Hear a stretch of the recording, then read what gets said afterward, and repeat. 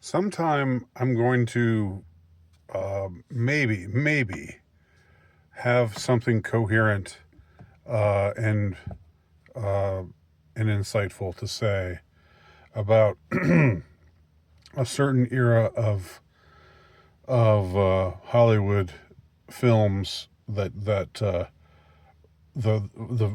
came very much in the pre-woke era, the late '90s, early aughts era of bawdy comedies, outrageous comedies, um, and and the role that Ben Stiller seemed to play, because it seemed like he was always around when these kinds of movies were being made, or he was often featured. He was often a feature character in these sorts of movies. Some of which are legitimately funny, others less so. Um, I saw for the first time ever on Netflix. I saw Along Came Polly, um, and it was that's definitely quality wise. I think one of the lesser of the movies of that era. But there's a certain um, there's like and this was all before Knocked Up. This was before, what's his name, the director of Knocked Up, and all the and all the movies that came after that. This was a precursor to that, to all of that. But it seemed like for a lot of these movies that it was about a kind of humiliation ritual involving a nebbishy guy who goes through hell, but we kind of laugh at him. Um, uh, I'm like the Meet the Parents movies were all about that. Um, and again, it was usually Ben Stiller who was the nebbish in question, or often it was.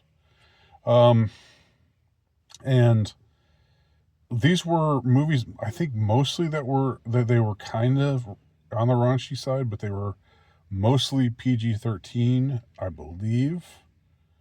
Um, so I guess the question is, like, because it's impossible for me to just uh, see movies from a certain era of a certain type and just have that some and just make that be a thing unto itself that has no relevance to anything else. I somehow think now that there was some reason in the culture, culturally speaking, there was some reason why these kinds of movies were being made, and they served some kind of role. They served some kind of um, uh, social engineering purpose, even though, as I said, these are not preachy movies. These are not woke movies at all. There are lots of like jokes that you'd never hear in movies today, in comedy movies today, if they still make comedy movies. It seems like it's so hard to do comedy anymore. Although maybe things are changing. Maybe there's maybe they're starting to turn the corner with that a little bit. Um, but you can only be comedic. You can only be potentially comedic if you're willing to push boundaries, and to potentially make people uncomfortable, and to because humor, without getting too deep here, humor, I think a lot of what gives humor its power is that it's truthful, and that's why we laugh at things. It's a cliche. It's funny because it's true, but it's also true. The And I think I've said before, and I'm not the first one to say this, that laughter is it's like sneezing or coughing. It's not something you can control. It's not something you can't decide what's proper to laugh at. Or you can say, well, it's okay to laugh at this, but it's absolutely wrong to laugh at that. You can say that, but that's not, humor is anarchic, in the sense that if something is funny, it's just funny. It doesn't matter if it bothers you. You might not like the fact that you laughed at it. You might think less of yourself for laughing at it. I mean, you might think, oh God, I'm going to hell because I laughed at that. I mean, you've heard people say that. That's an expression I've heard a lot of times before. I'm going to hell. I must be going to hell because I thought that was really funny. Well, no, because you're not. It's you're. I mean, I know that they're just saying it lightheartedly, but on the other hand, like, attaching guilt to humor, to finding something funny, is absurd. It's an absurdity in and of itself. Um, so these movies that were made in this particular era, starting around, like, I know that there's something about Mary was more raunchy. I think that probably was R-rated, and the American Pie movies, those were like 97, 98. Um, then, like, Saving Silverman, and I could list off, a bunch of them. And it seemed like these were, like, coming in fast and furious.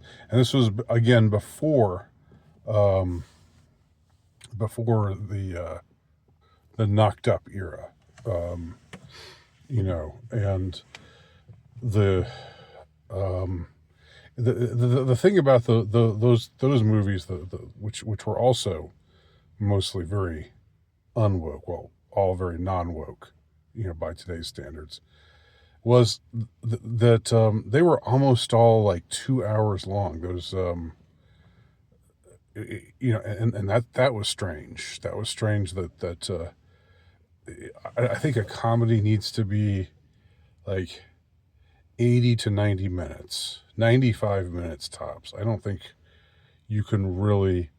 I mean, it needs you go on longer than that, and I think that I just think that you leave,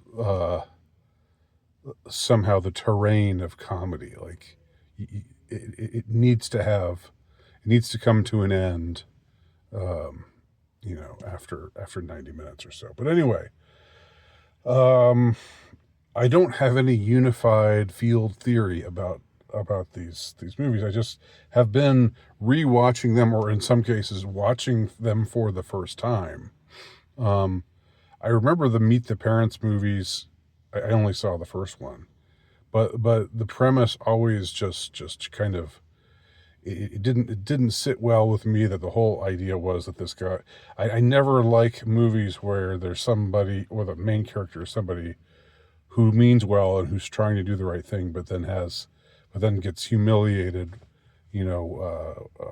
again and again and again. And like he meets his wife to be's parents, and gets worked over by her dad, over and over again, and then he meets, her ex-boyfriend, and the one that she still seems to have this connection with, and he's like that he's just superior to you in every way. And I mean, I get the humor, just hearing it now. I get the humor of it, um, but I remember just uh, not enjoying Meet the Parents. And it seems like a lot of the movies from around that time, especially the ones featuring Ben Stiller, were about, a guy who means well, who's trying to do the right thing, and who just gets screwed over, um, and and then, but then it turns out, everything turns out okay. and it's lighthearted and stuff. Um, the I saw of a particularly weird example of this type of movie, um, and it was something that I'd never heard of before. It's a movie from 2007. It came out in 2007, and it has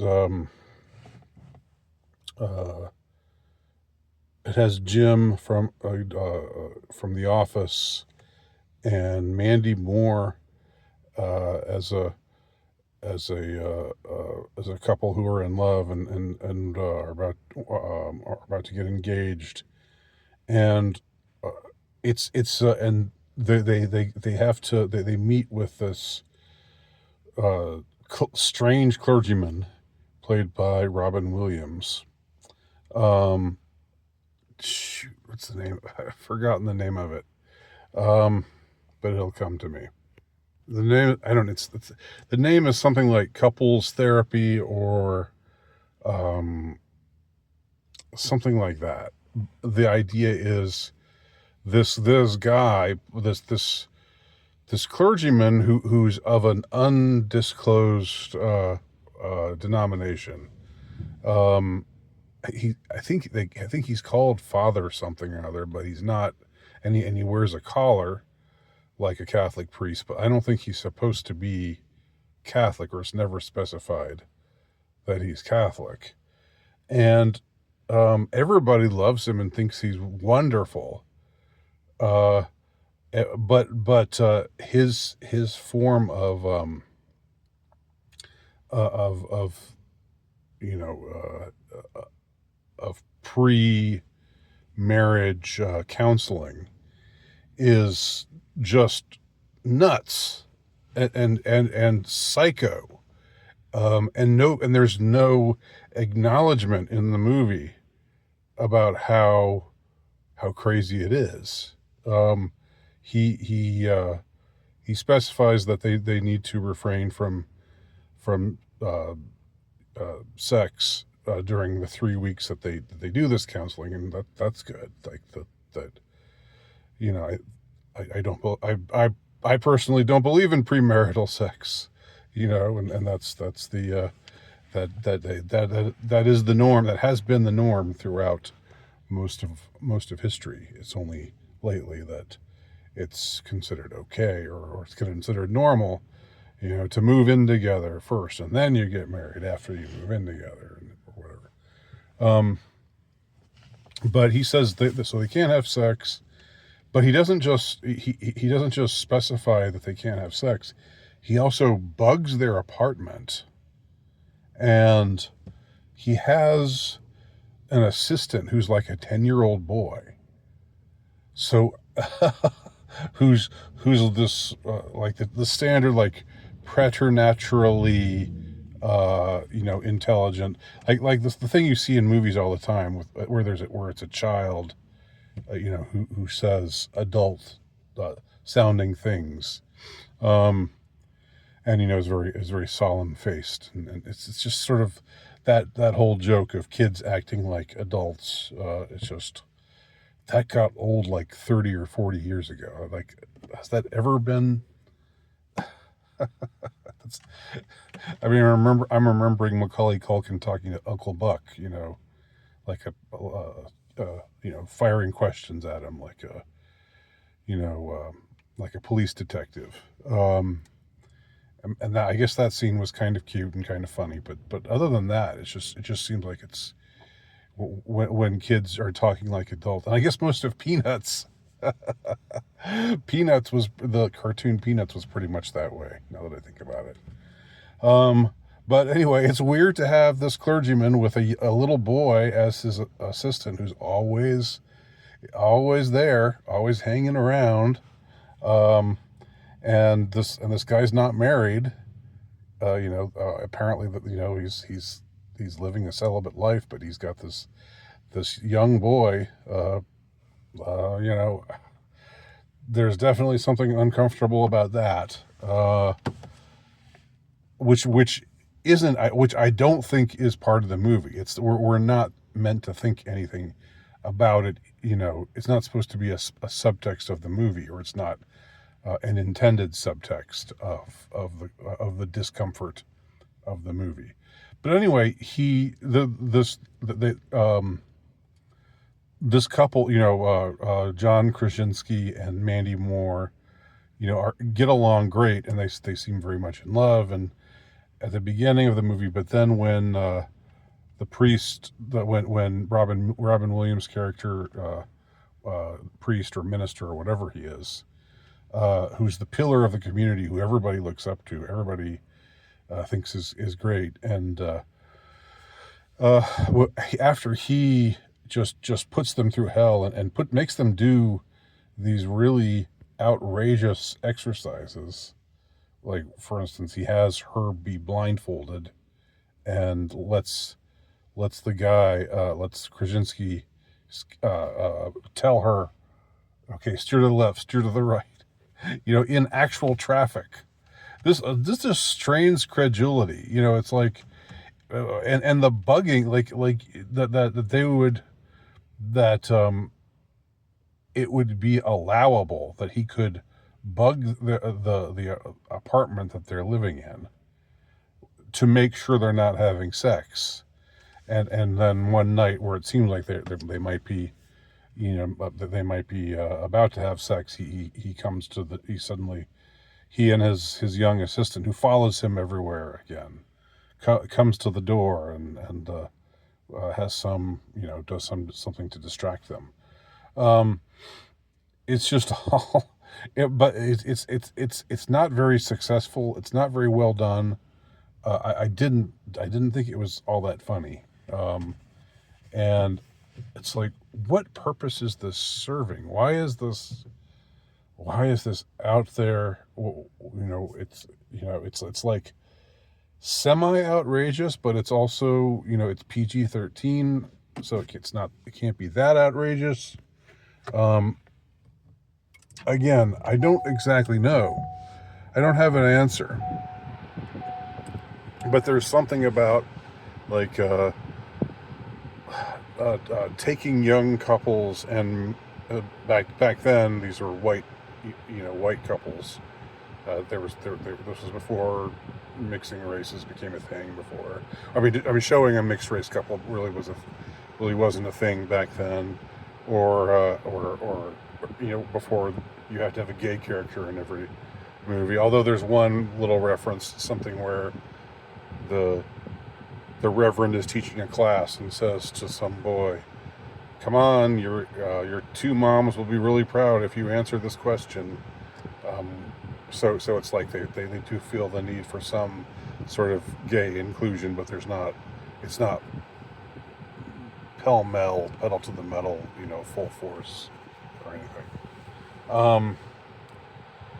Yeah, and okay. So the one other thing I'll say about this movie is, there's a scene where they're walking through.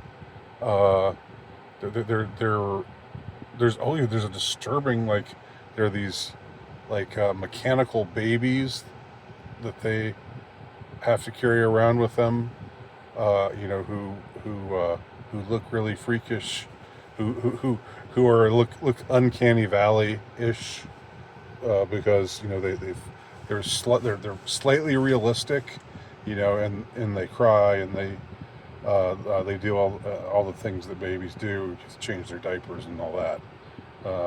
So of course there's some fecal jokes. Of course there has to be that. But there's a time where they take them through the hospital, and it's like, the birthing process is really awful. It's just so, why would you want to do that to your body? Why? It's so punishing. It's so terrifying, and it's such an ordeal. And then and this is what I'll end on. It's that sassy black lady comedian who's sort of a B-list or C-list. I'm not remembering anybody's names right now. I'm not remembering names of movies or anything. I'm really showing my age here, and my absence of preparation. But anyway, there's some scene where she's taking them through and showing them, the maternity ward, and she says, "Hey, take it easy. We're not delivering pizzas." And in 2007, we're not delivering pizzas. The pizza reference, meant nothing. It didn't. I mean, people didn't really. Uh, it didn't register as to anybody. But here, it's like using making a reference to pizza as being interchangeable with infants. I mean, it's hard not to notice something like that now. So there you go. That's a video where I maybe said a whole lot of nothing, but I hope you gleaned something from it anyway. And thanks for watching.